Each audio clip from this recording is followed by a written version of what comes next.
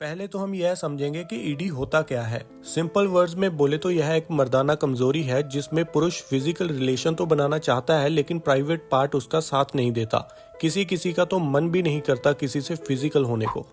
Erectile dysfunction आदमी को किसी भी उम्र में हो सकता है और इसके होने के पीछे कारण कई हो सकते हैं, जैसे कि डायबिटीज, हाई बीपी, ज्यादा शराब या टोबैको का सेवन करना, लेकिन सबसे बड़ा कारण होता है स्ट्रेस या फिर टेंशन।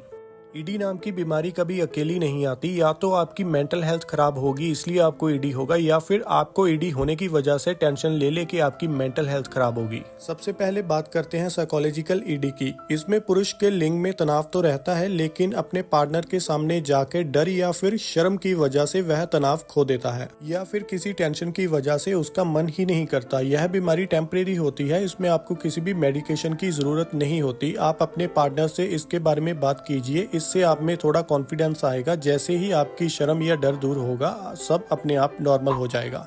अगर पिछले 3-4 महीने में आपको इरेक्शन ही नहीं हुआ, ना ही नींद में, ना ही सुबह और ना ही पॉर्न देखने पर, तो यह ईडी आपको किसी ऑर्गन के डैमेज होने की वजह से हुआ हो सकता है, जैसे कि किसी नर्व का ब्लॉक होना या फिर टेस्टोस्टेरोन का लेवल नीचे आना या फिर आपके प्राइवेट पार्ट तक ब्लड फ्लो की कमी का होना। इन सभी कारणों को थोड़ा समझने की कोशिश करते हैं। सबसे पहले नर्व ब्लॉक। हमारी बॉडी के अंदर जितनी भी नसें होती हैं यह हमारे घर की इलेक्ट्रिकल वायर की तरह ही काम करती हैं। जैसे एक वायर खराब होने पर करंट की सप्लाई बंद हो जाती है, वैसे एक भी नर्व अगर डैमेज हो जाए तो हमारे किसी भी बॉडी ऑर्गन को डैमेज करने के लिए काफी है। नर्व डैमेज हमारी बॉडी के अंदर हुई इन्फ्लेमेशन की वजह से भी हो सकती है। इन्फ्लेमेशन यानी नस के अंदर सोजिश का आ जाना।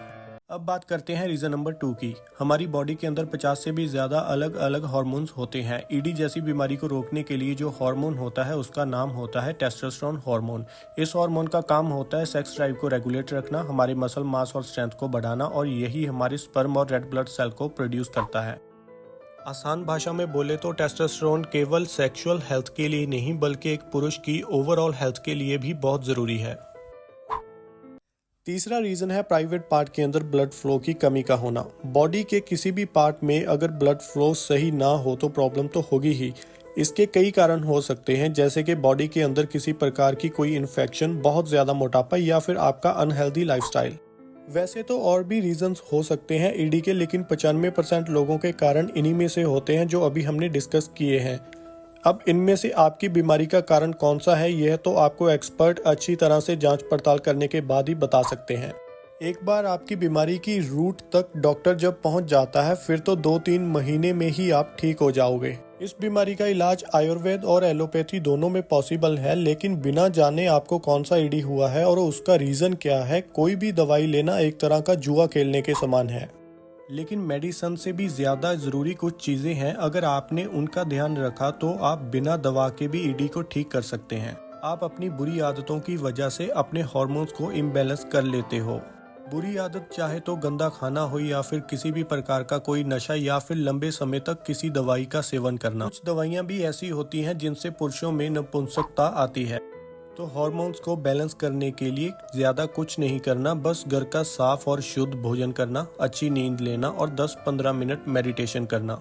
हो सके तो तरबूज और अनार का सेवन कीजिए, इससे हार्मोन्स तो बैलेंस हो गए ही, साथ में बॉडी में हुई इन्फ्लेमेशन भी ठीक हो जाएगी। ब्लड फ्लो बढ़ाने के लिए डॉक्टर या फिर एक्सपर्ट तो बोलते हैं कि लेग्स वर्कआउट कीजिए, लेकिन अगर आप एक्सरसाइज नहीं कर सकते तो केवल सैर कीजिए 4 से 5 किलोमीटर। सिर्फ 1 महीने में ही आपको मॉर्निंग वुड दोबारा मिल जाएगा। सुबह उठने के बाद 5 से 10 मिनट धूप में बैठिए, इससे आपको विटामिन डी मिलेगा जिससे टेस्टोस्टेरोन का लेवल बूस्ट हो जाएगा। तो यह थी हमारी आज की जानकारी। अगर आपको वीडियो अच्छी लगे तो कृपया इसे लाइक कीजिए और चैनल को सब्सक्राइब कीजिए। Thank you.